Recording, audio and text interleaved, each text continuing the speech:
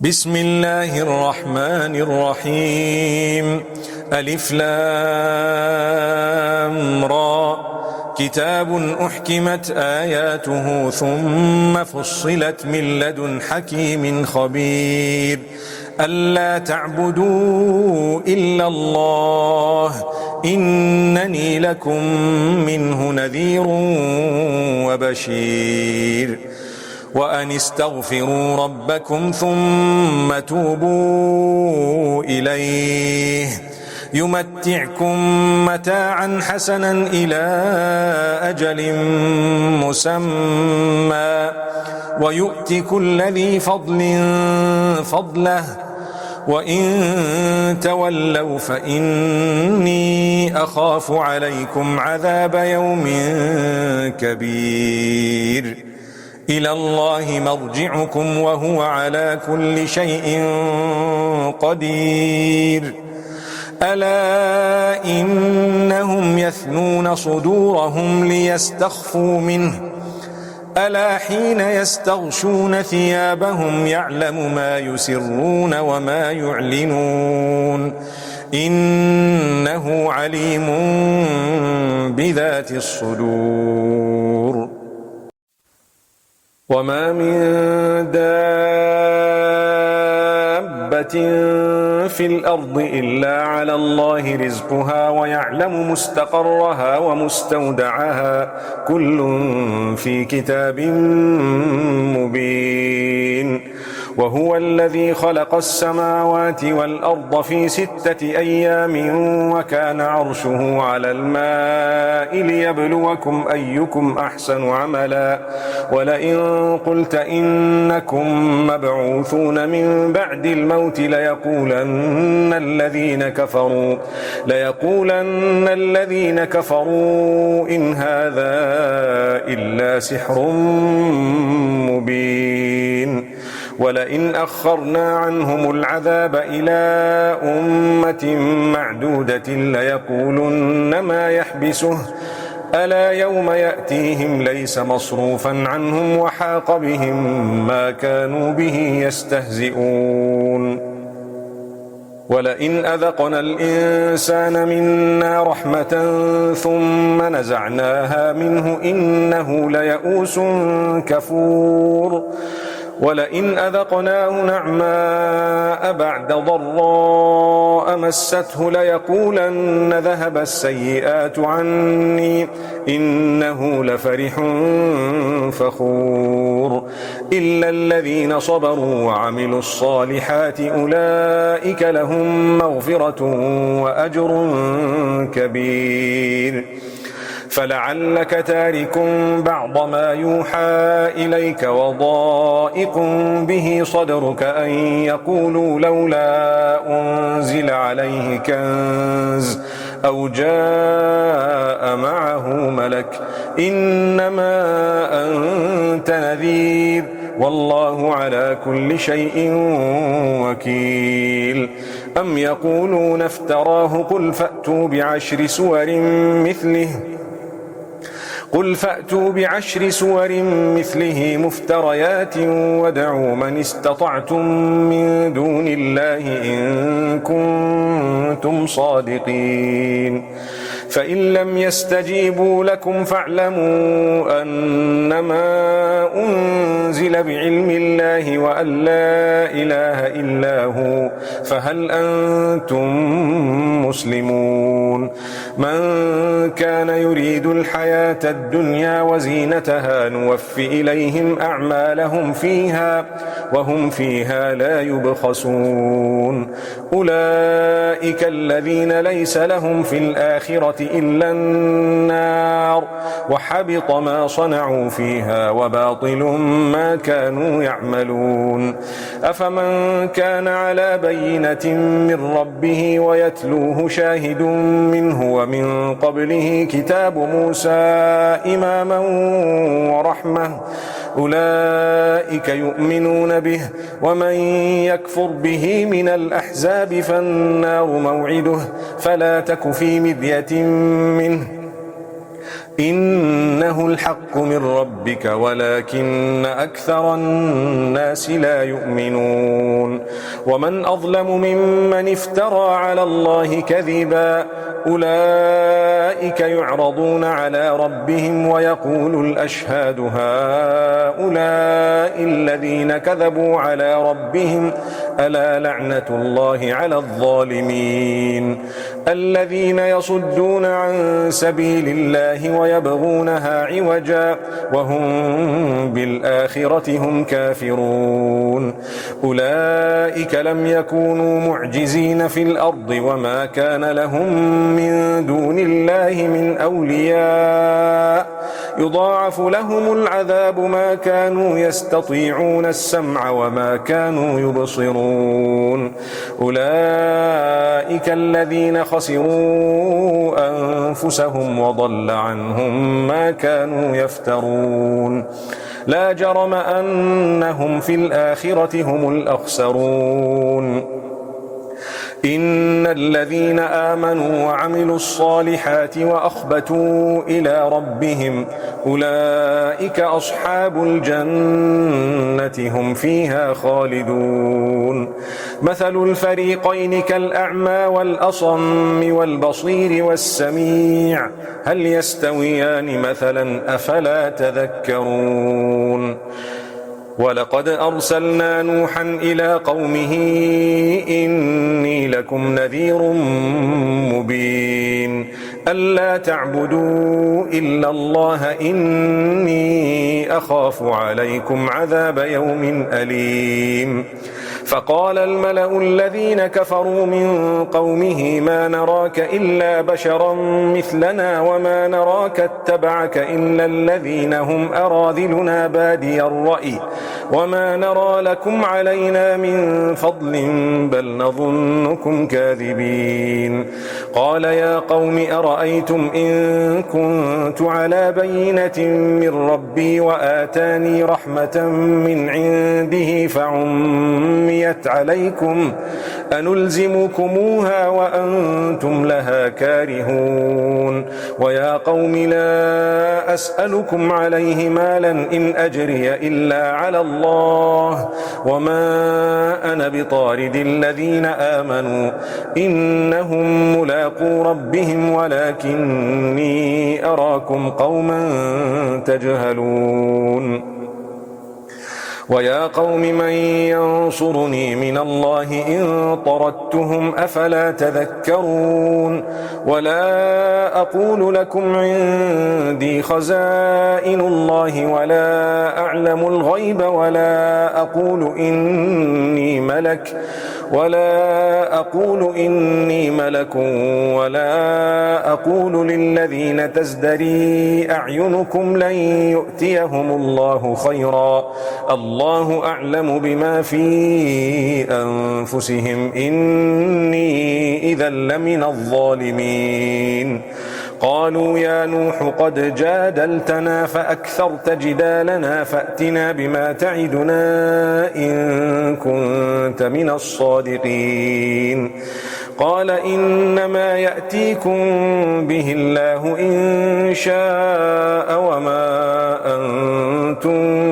بمعجزين ولا ينفعكم نصحي إن أردت أن أنصح لكم إن كان الله يريد أن يغويكم هو ربكم وإليه ترجعون أم يقولون افتراه قل إن افتريته فعلي إجرامي وأنا بريء مما تجرمون وأوحي إلى نوح أنه لن يؤمن من قومك إلا من قد آمن فلا تبتئس بما كانوا يفعلون واصنع الفلك بأعيننا ووحينا ولا تخاطبني في الذين ظلموا إنهم مغرقون ويصنع الفلك وكلما مر عليه ملأ من قومه سخروا منه قال إن تسخروا منا فإنا نسخر منكم كما تسخرون فسوف تعلمون من يأتيه عذاب يخزيه ويحل عليه عذاب مقيم حتى إذا جاء أمرنا وفارت النور قل نحمل فيها من كل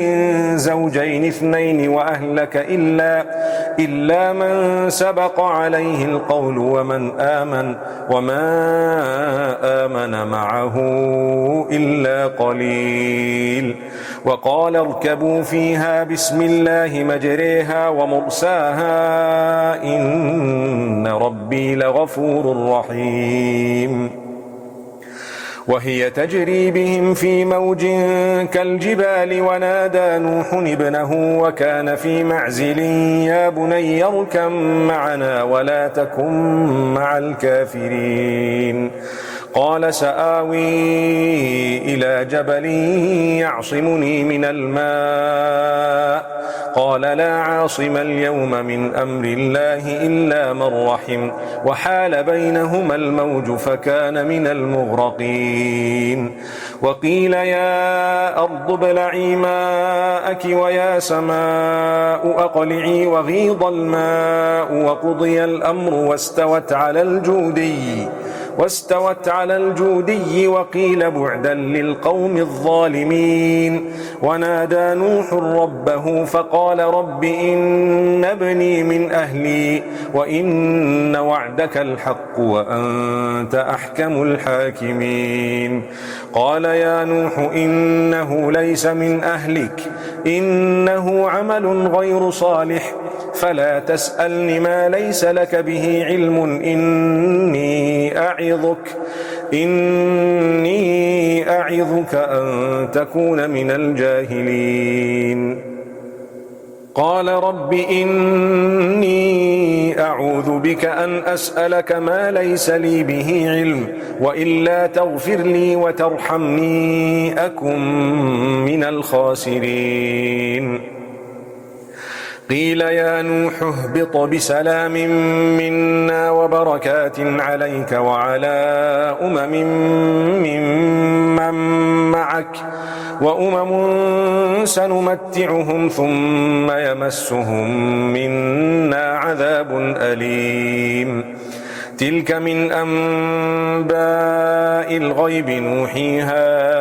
إليك ما كنت تعلمها أنت ولا قومك من قبل هذا فاصبر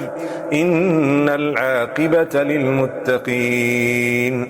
وإلى عاد أخاهم هودا قال يا قوم اعبدوا الله ما لكم من إله غيره إن أنتم إلا مفترون يا قوم لا أسألكم عليه أجرا إن أجري إلا على الذي فطرني أفلا تعقلون ويا قوم استغفروا ربكم ثم توبوا إليه يرسل السماء عليكم مدرارا ويزدكم قوة إلى قوتكم ولا تتولوا مجرمين قالوا يا هود ما جئتنا ببينة وما نحن بتاركي آلهتنا عن قولك وما نحن لك بمؤمنين إن نقول إلا اعتراك بعض آلهتنا بسوء قال إني أشهد الله واشهدوا أني بريء مما تشركون من دونه فكيدوني جميعا ثم لا تنظرون إني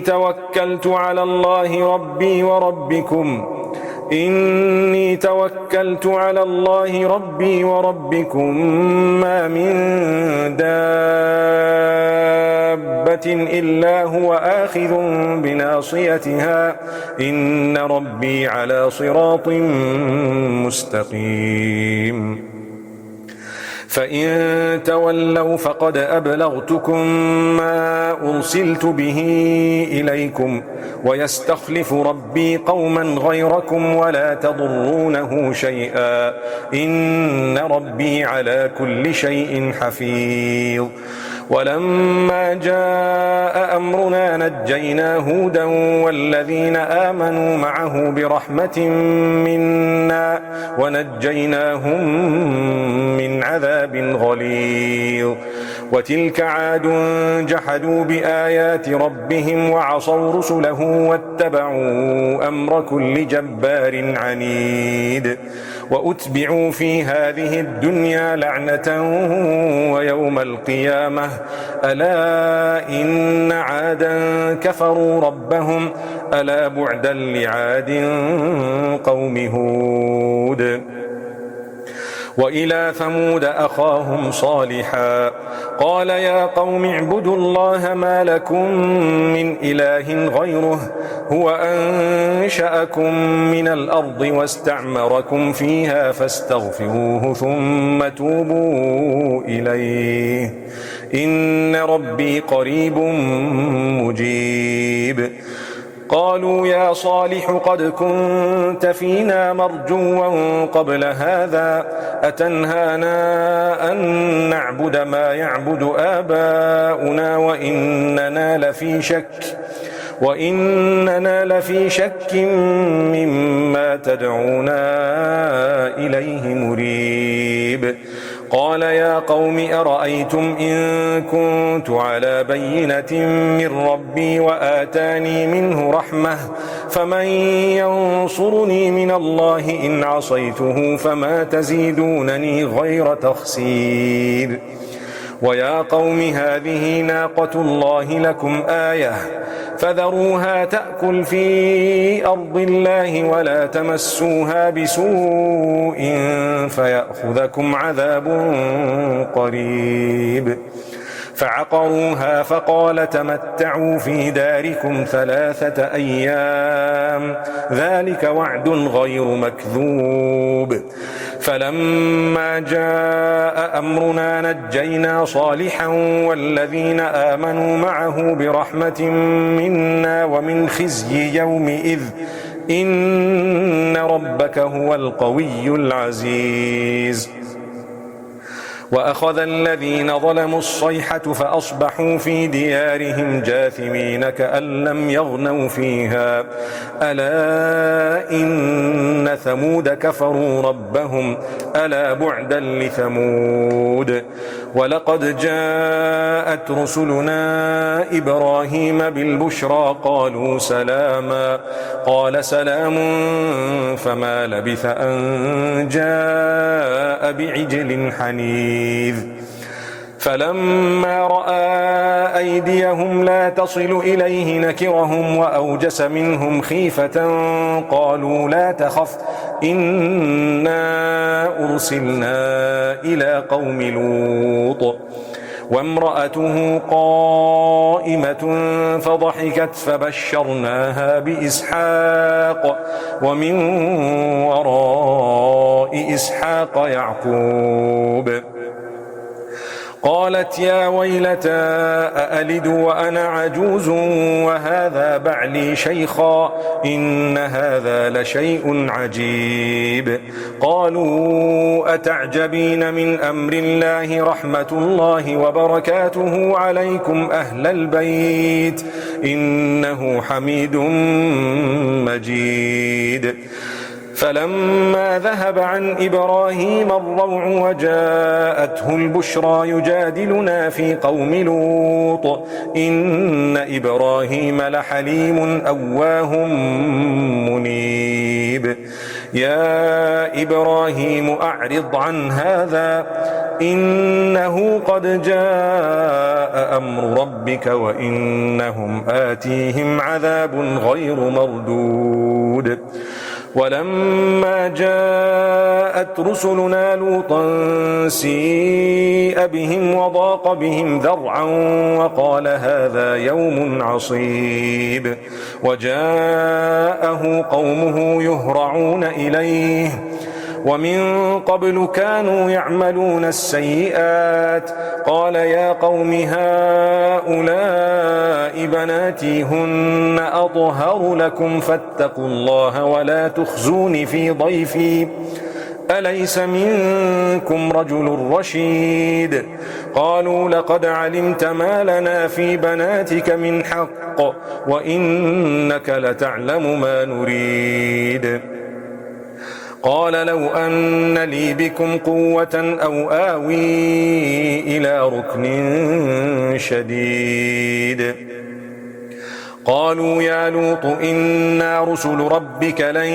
يصلوا إليك فأسر بأهلك بقطع من الليل ولا يلتفت منكم أحد إلا امرأتك إنه مصيبها ما أصابهم إن موعدهم الصبح أليس الصبح بقريب فلما جاء أمرنا جعلنا عاليها سافلها وأمطرنا عليها حجارة من سجيل منضود مسومة عند ربك وما هي من الظالمين ببعيد وإلى مدين أخاهم شعيبا قال يا قوم اعبدوا الله ما لكم من إله غيره ولا تنقصوا المكيال والميزان إني أراكم بخير وإني أخاف عليكم عذاب يوم محيط ويا قوم أوفوا المكيال والميزان بالقسط ولا تبخسوا الناس أشياءهم ولا تعثوا في الأرض مفسدين بقية الله خير لكم إن كنتم مؤمنين وما أنا عليكم بحفيظ قالوا يا شعيب أصلاتك تأمرك أن نترك ما يعبد آباؤنا أو أن نفعل في أموالنا ما نشاء إنك لأنت الحليم الرشيد قال يا قوم أرأيتم إن كنت على بينة من ربي ورزقني منه رزقا حسنا وما أريد أن أخالفكم إلى ما أنهاكم عنه إن أريد إلا الإصلاح ما استطعت وما توفيقي إلا بالله عليه توكلت وإليه أنيب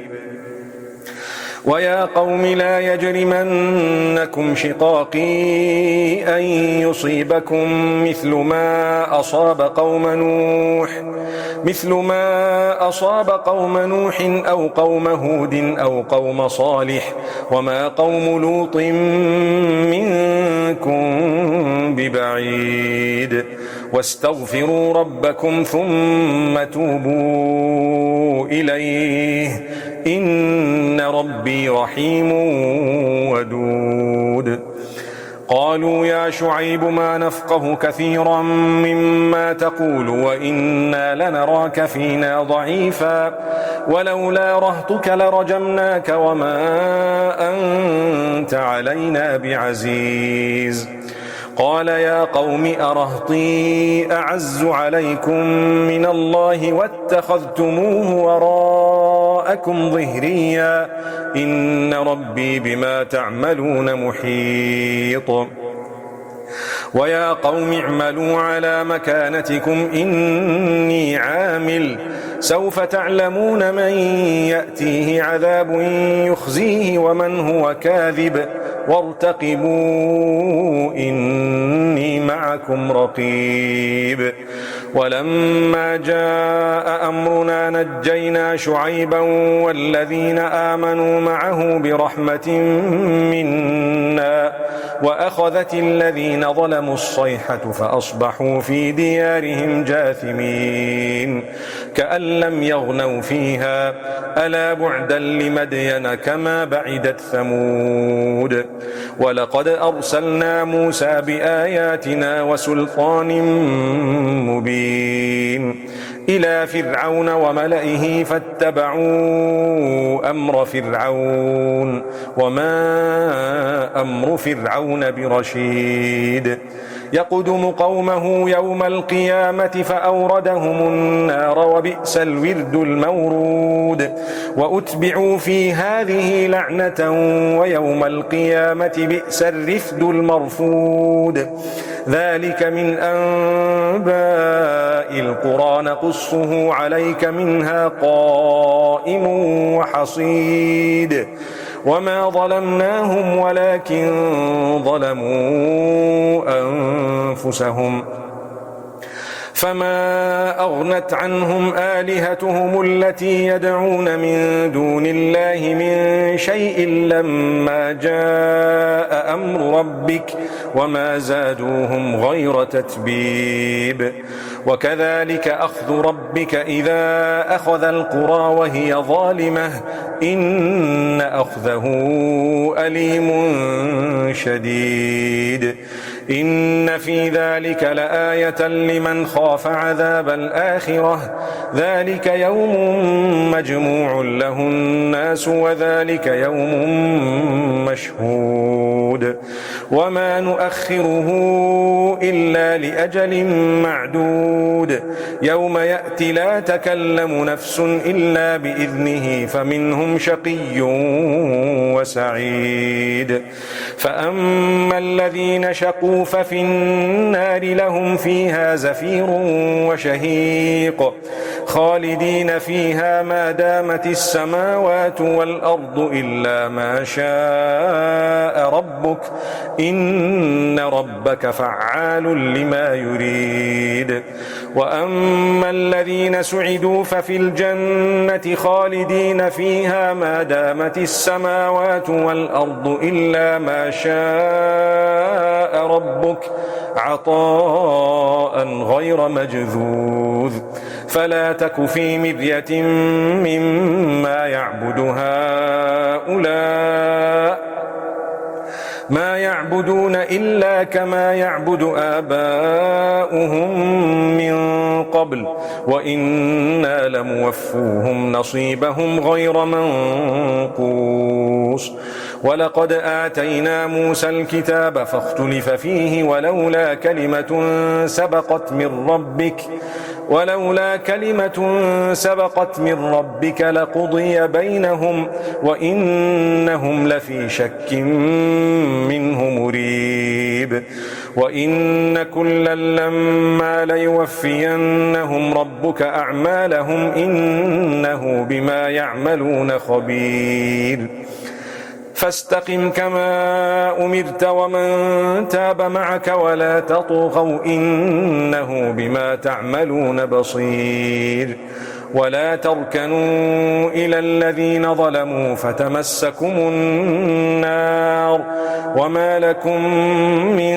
دون الله من أولياء ثم لا تنصرون وأقم الصلاة طرفي النهار وزلفا من الليل إن الحسنات يذهبن السيئات ذلك ذكرى للذاكرين واصبر فإن الله لا يضيع أجر المحسنين فلولا كان من القرون من قبلكم أولو بقية ينهون عن الفساد في الأرض إلا قليلا ممن أنجينا منهم واتبع الذين ظلموا ما أترفوا فيه وكانوا مجرمين وما كان ربك ليهلك القرى بظلم وأهلها مصلحون ولو شاء ربك لجعل الناس أمة واحدة ولا يزالون مختلفين إلا من رحم ربك ولذلك خلقهم وتمت كلمة ربك لأملأن جهنم من الجنة والناس أجمعين وكلا نقص عليك من أنباء الرسل ما نثبت به فؤادك وجاءك في هذه الحق وموعظة وذكرى للمؤمنين